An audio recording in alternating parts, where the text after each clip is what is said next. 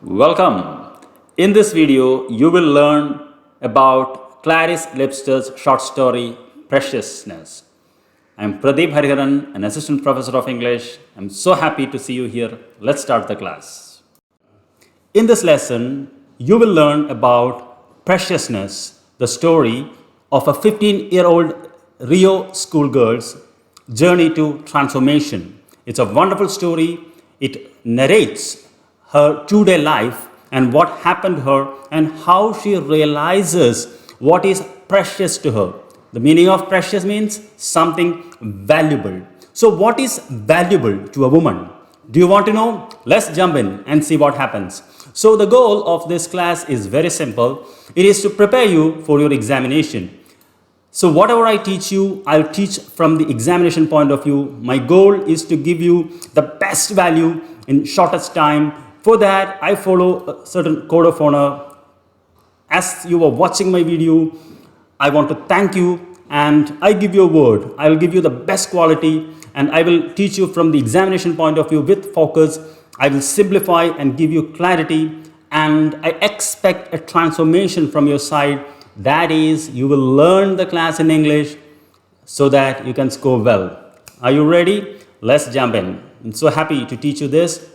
So this is how this video is structured. First, we will start with the theme. Theme is the most important part. If you write the theme, you will get 1/3 of the marks for any questions. Secondly, I'll give you a short introduction. We don't have much time, so it's a very crisp introduction. And I'll give you a summary. And we will have a critical evaluation of the text. And finally, we will deal with some questions because the goal of learning is to write the exams well. So what is the theme of the lesson Preciousness?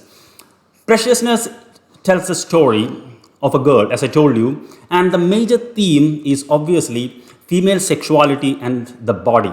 What do you mean by female sexuality? Female sexuality, by that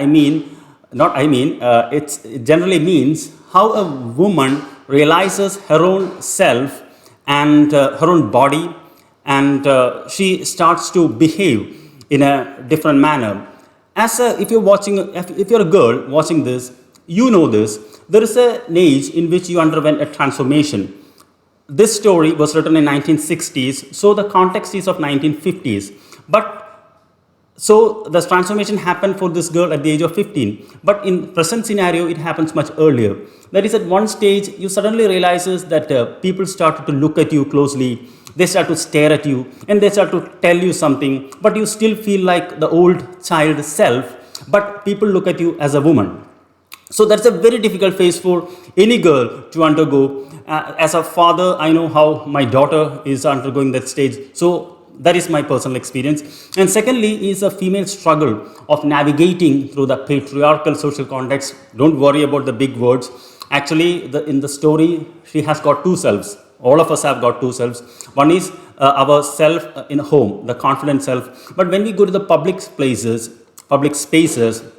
we become very self-conscious.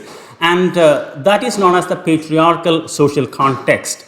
That is, when she goes out, she wants to avoid the stares. She wants to avoid the men looking at her. She wants to avoid the dialogues that told by the men. So these are the central themes of this short story. Now we go to the introduction. Just a small introduction about the writer, Clarice Lispector. She is a Brazilian writer. She was born in Ukraine. She migrated to Brazil when she was 5. And she is one of the leading Latin American writers. That is much is enough. Now we deal with the title. What's the meaning of the title? Preciousness. As I told you, precious means something of high value. So what is precious to a girl? So that is the climax of the story. And what is the second part, the significance of the title? What is precious means when a silent and submissive woman becomes assertive, woman or a girl, and knows how to raise their voice, she becomes precious. So this is a story of a girl who is so silent, so submissive, so afraid to make any noise, suddenly finds her voice. And when she finds her voice, she realizes its power. So let's see what happens. And this short story was published in the title Family Ties. Family Ties in 1960, along with other 12 stories. So there were totally 13 stories in that. And you need to understand the context of the story. The story happens around in the 1950s in Brazil. So it is what you may call women were just coming out. It's not like what is happening around us. So it's in a different context. So you have to go back and see it from that perspective. Then this is a one-line summary of the essay. It's a story of an emotionally intense short story of an unnamed adolescent girl who struggles with her identity and meaning in the larger context of life. So, as I told you, everyone has to undergo this crisis at a certain age, whether you are a boy or a girl. But for a girl, it is very visible and it happens very early when they are still a child inside them. So that is why the story is so important. So in short, Preciousness is a story of transformation. That is why it is prescribed in the paper Voice of Women. Now we go into a detailed summary. Summary is, yes, as I told you, this is a story of a girl. It's what you may call a 2-day story. It's a routine life happens to her life for one day and second day. And we were told that she's not pretty and she's skinny. In other words, she's ugly. And she gets up early in the morning. Actually, it's a circle of things. She wakes up early in the morning because she has to catch a bus and a tram to reach her school. So it's a 1-hour journey. But that is not the reason she wakes up early. She wakes up early because she can walk to the bus station through a deserted street. There won't be anyone at that time. So she can enjoy, she can have some daydreaming, she can laugh if nobody is there to stare at her. So she enjoys those moments, waking up. And another thing is that she doesn't take bath in the morning. And she thinks it's kind of a rebellious thing because everybody expects her to take bath, but she doesn't take it. She gulps a glass of coffee, which is given to her by a maid. She doesn't touch the breakfast, just like most of you.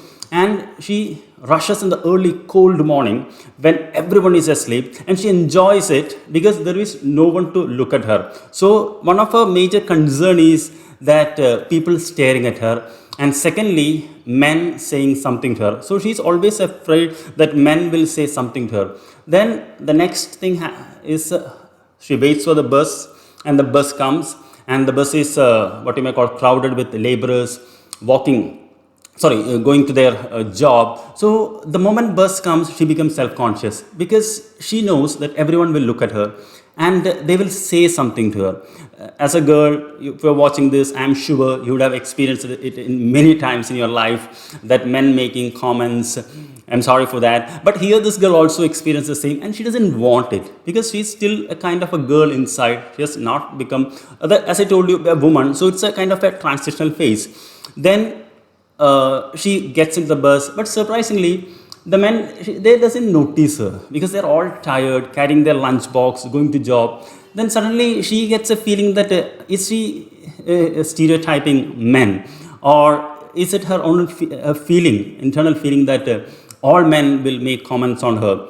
And she reaches she gets boards from the bus. Then she has to catch a tram. Again, while catching the tram, she's very conscious to get into a coach, which is not crowded. Or if it is occupied, she prefers to sit next to a woman. So she always tries to avoid the contact with men. And once she reaches school, she is okay. She's cool.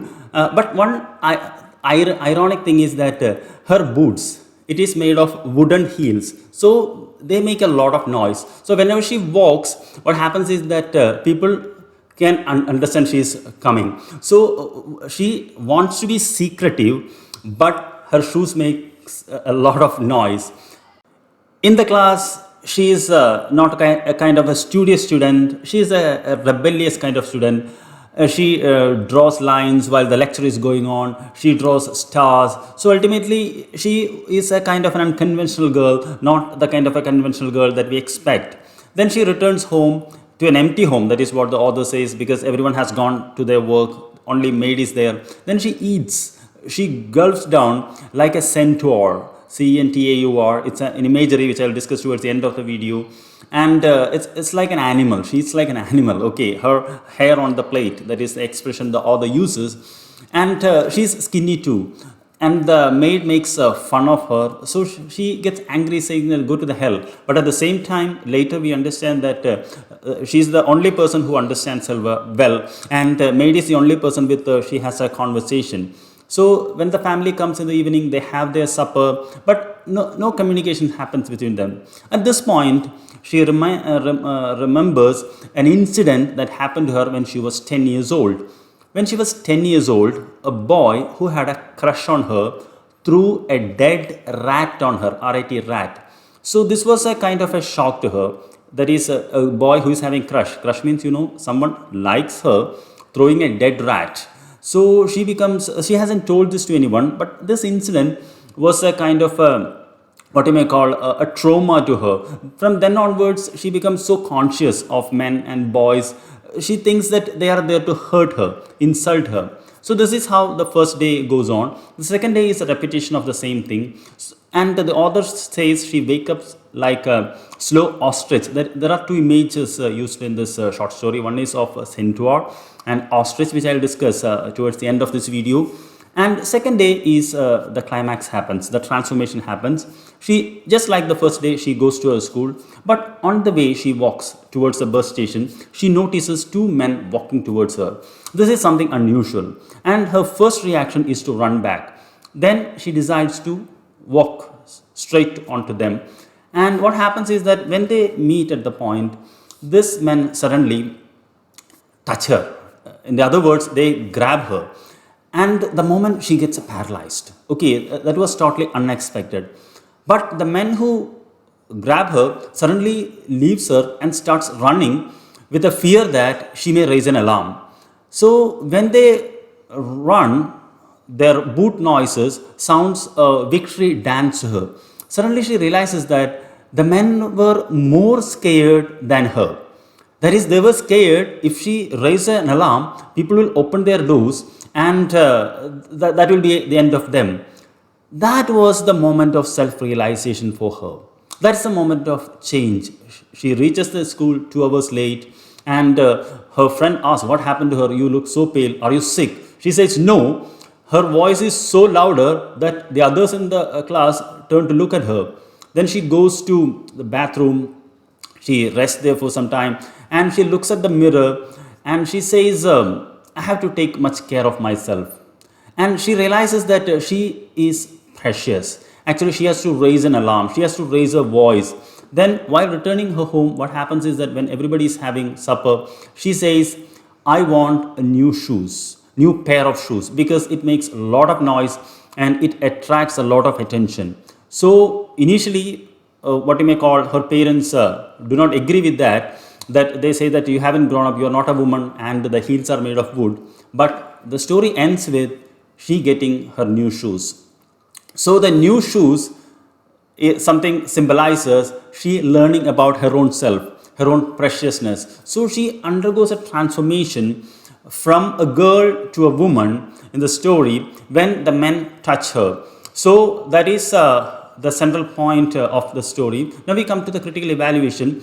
As a Latin American writer, she has used a lot of techniques like magic realism,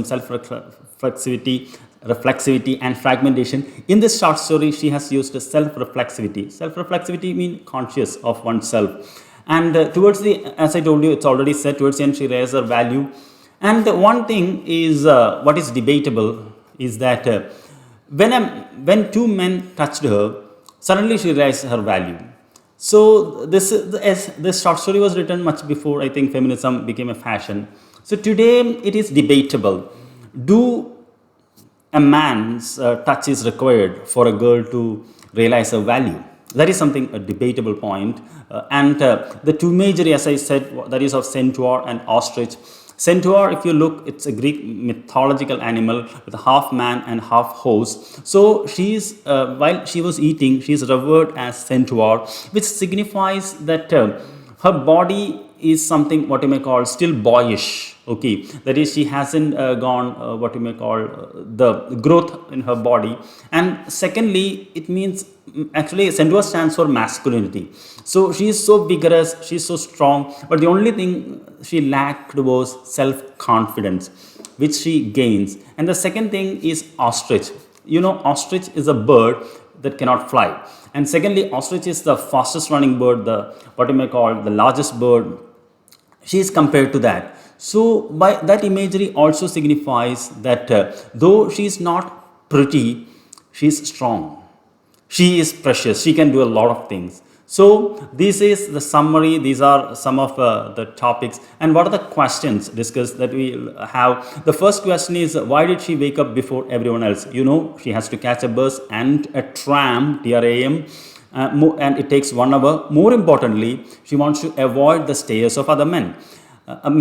Why was she scared of men? She's scared of men, two reasons: because they will look at her, they will stare at her, and sometimes they will tell something, and also recollect her childhood experience when she was 10, the boy throwing the dead rat. And what happened when she was 10 years old? As I already told you in the class, what did she shirk out in the restroom? This happened towards the end, after the incident. So when she went to the restroom, then she suddenly realizes her value, how her voice can change. And finally, why did she require new shoes? As I told you, the old one makes a lot of noise. And the essay question is the theme of female sexuality and body. I think it's a short summary, everything is said. So thank you very much. I have done my best from my part. It's a very short time I got to prepare this. So thank you very much to watching till the end. I'll see you in another video. Bye-bye.